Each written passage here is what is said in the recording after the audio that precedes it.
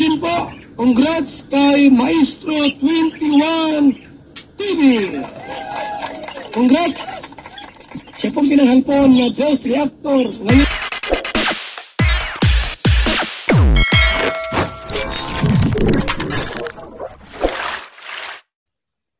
Okay guys, isang mapagpalang umaga at tanghali gabi po sa inyo lahat. Sana po ang lahat ay nasa mabuting kalagayan at ligtas sa anumang kapahamakan, saan man po kayo dako ng mundo naroroon. Ako po muli ang inyong lingkod, Maestro 21 TV, at sa ating paksa ngayong araw na ito, tayo muli ay magbibigay ng ating reaction tungkol po sa naging pahayag ni Mighty Emmy sa live po ni Kuya Mel.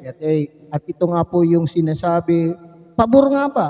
Okay, boto nga ba ang Tita Emmy, ang tita po ni Kalingap Dan o Papa Dan kay Joy Diwata na maging kapartner ni Papa Dan sa totoong buhay? Ano ang kanya pong masasabi tungkol dito? So yan, ang ating pag-usapan maya-maya.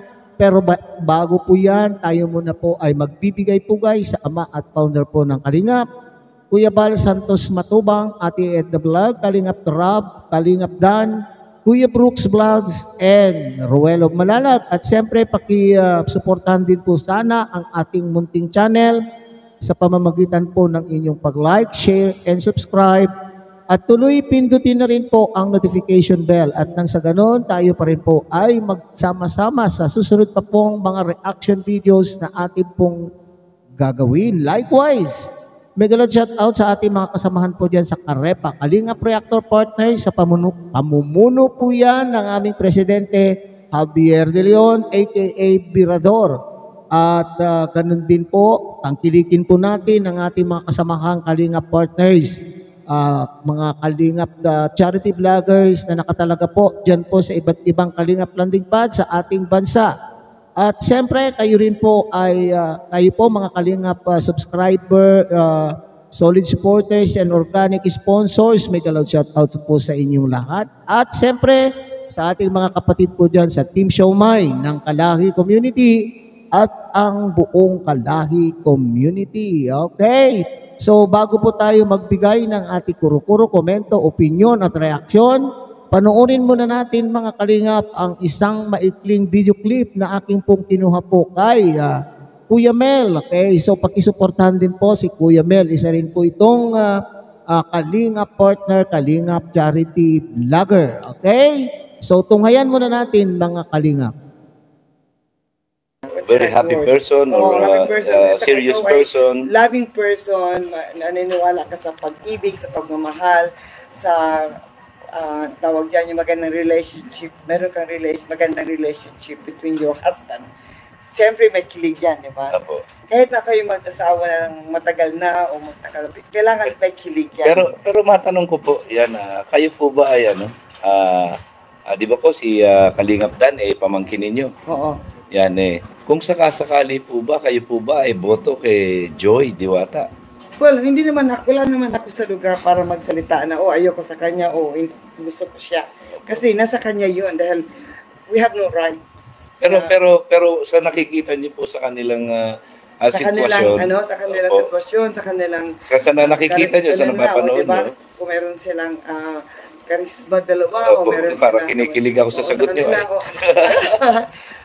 Wala akong masasabi. Ba't ako magsasalita ng hindi ko gusto? Kasi nakikita kong masaya sila, di ba? Di ba? Yeah, Daddy, so ibig sabihin po, that means, yung answer nyo na yan, that means, favor po kayo kung sakaling sila magkatulad. Kung saan sila masaya, Agoy! doon talaga. And then, pwede okay sa akin yan. Talagang, parang pagdating ni Joy dito, Tita Emmy, bless po. kiligin, di ba, lahat ng tao. Dahil, mabait naman si Joy Diwata. Opo, mabait po pa yan siya nasusubaybayan. Mabait naman si Joy Diwata. Wala naman akong pwedeng sabihin negative. Ba?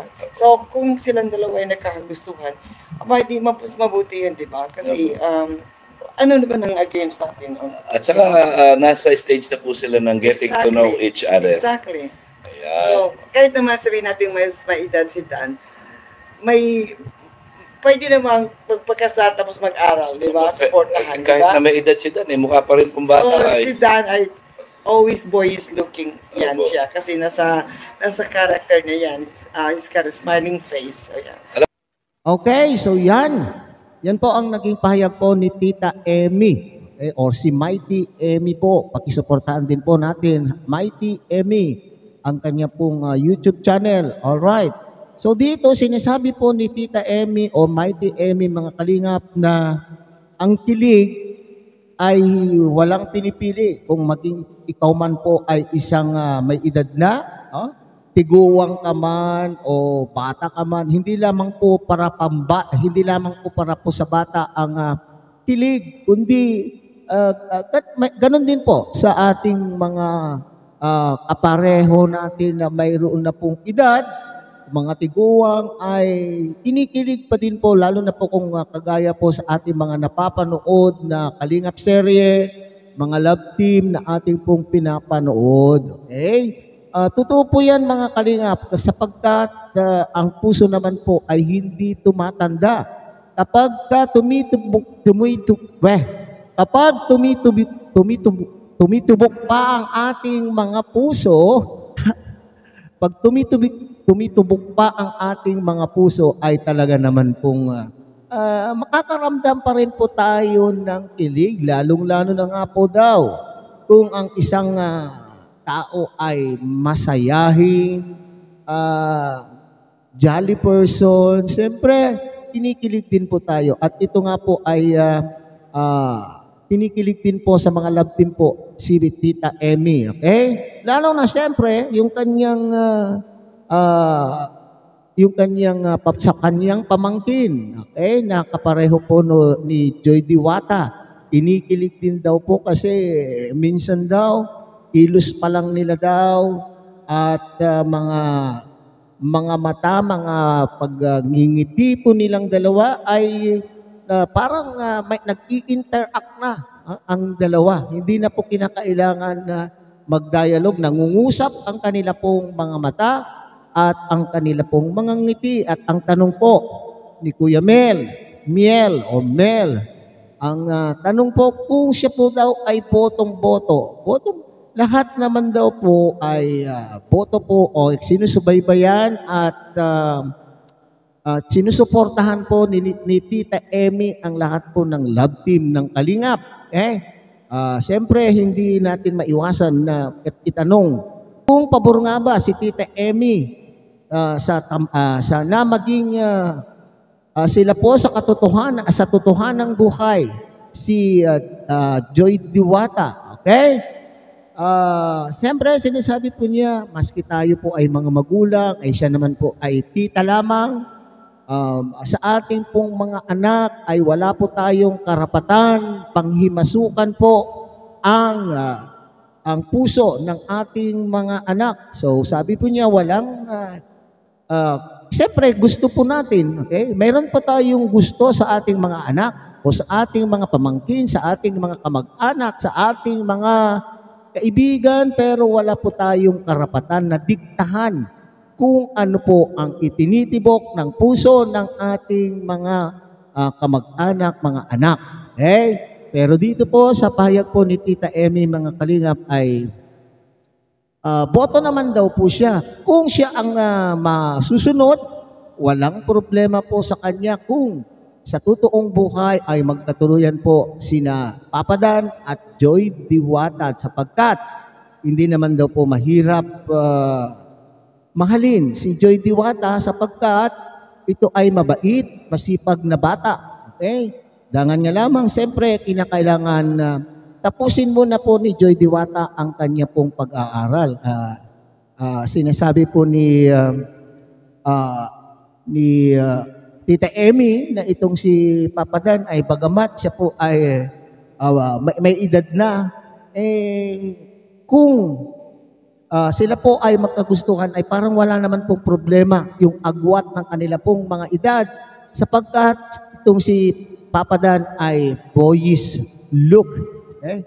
So bata po siyang tignan at hindi malalayo sa itsura po ni Joy Diwata, parang sila po ay magkasing edad lamang dahil batang tignan po si Papa Dan, which is true. So sang-ayon naman po siguro kayong lahat mga kalingap na sa edad po ni Papa Dan ay batang-bata pa po siyang tignan.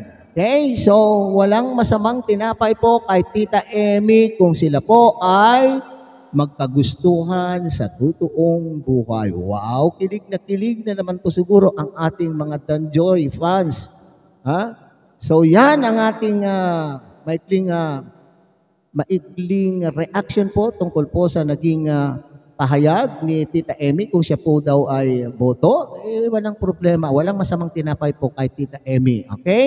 So muli, tangkilikin natin Kuya Bal Santos Matubang, Ate Edna Vlog, Kalingap Rob, Kalingap Dan, Kuya Brooks Vlogs, and Ruel of Malalag. At siyempre, pakidamay na rin po ang munting channel na ito sa pamamagitan po ng inyong pag-like, share, and subscribe. At tuloy pindutin na rin po ang notification bell. At nang sa ganon, tayo pa rin po ay magsama-sama sa susunod pa pong mga reaction videos na ating gagawin. Muli, isang mapagpalang umaga, tanghali, gabi po sa inyong lahat.